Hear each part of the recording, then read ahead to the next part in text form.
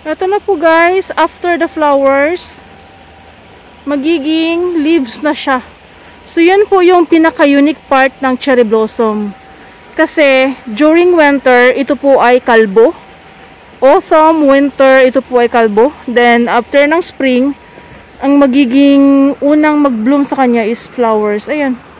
Tapos na yung flowers niya. Then after the flowers, after malaglag yung flowers, is magiging dahon na. That's the unique part of cherry blossom. So, andito kami. Ganda ng flowers, oh. Irish nga bang tawag sa flowers na ito? It's pretty beautiful. As in, kabubloom lang talaga. Nandito kami sa may river para magpakain ng isda.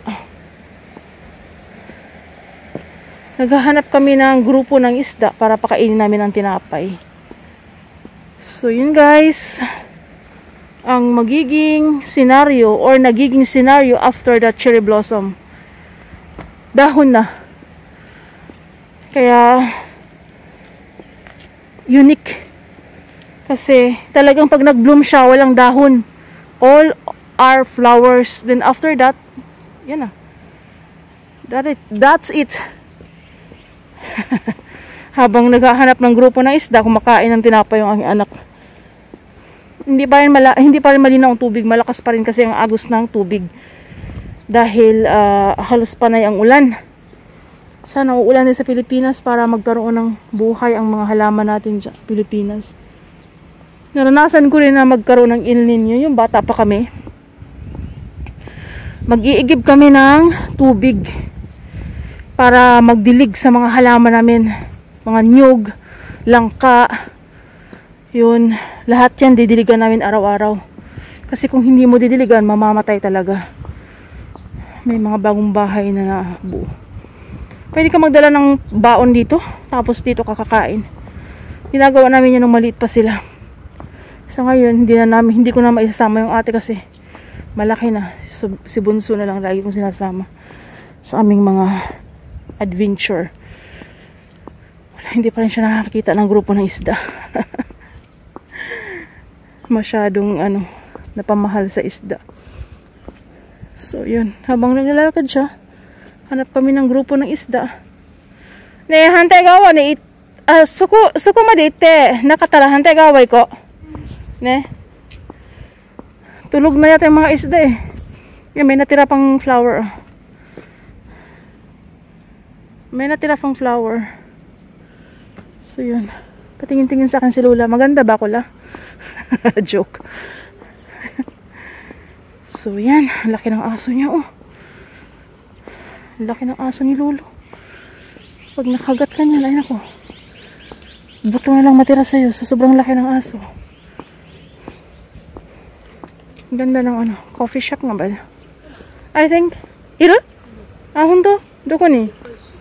Ino ni. Coffee shop guys, ang ganda. Iro? Kuno hen hashi no stada kara ino? Nande? Bakit wala?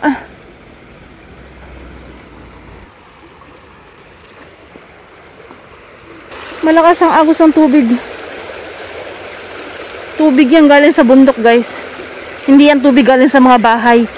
Dahil walang, ang mga tubig dito galing sa bahay is iba ang pinadaluyan. Hindi nila pinapadaloy ito sa kanal or dito sa river kasi ang tubig na ito is connection ito sa mga taniman ng palay. So dapat ito ay clear, malinis, walang sabon, walang mantika, wala. Kaya lang malabo yan siya dahil nga sa malakas ang pressure ng tubig. So yung ilalim niya is putik. So malabo talaga siya tingnan. Pero pagka hindi malakas ang alon or hindi malakas ang agos ng tubig, yan po ay napakalinis. Ayan guys, may mga ilan-ilan na kumakain. Busog yata sila. Ayan, ang laki oh. Ang laki yan, kumakain na. Ang laki nila. Hindi yan sila pwedeng guys, i-fishing at saka hindi rin pwedeng kainin ng isda na yan kasi meron yan silang lason. Yung laki ng sugat ng isa oh. Ang laki ng sugat niya. Dito lang yan sila. Naka-preserve lang yan sila dito. Natural ni Ben? Eh, ang laki ng sugat niya, oh. Wow, ang laki ng sugat ng isda. Ah, parang tinaga. Or kinagat. Baka nag-away sila ng kanyang ano. Kalahi. Kalahi. Ah, nandun yung anak ko. So refreshing. Sarap. Mahaba to eh. Mahabang ano to, mahabang lakarin hanggang doon. At saka hanggang mula doon. Nandun yung bike namin.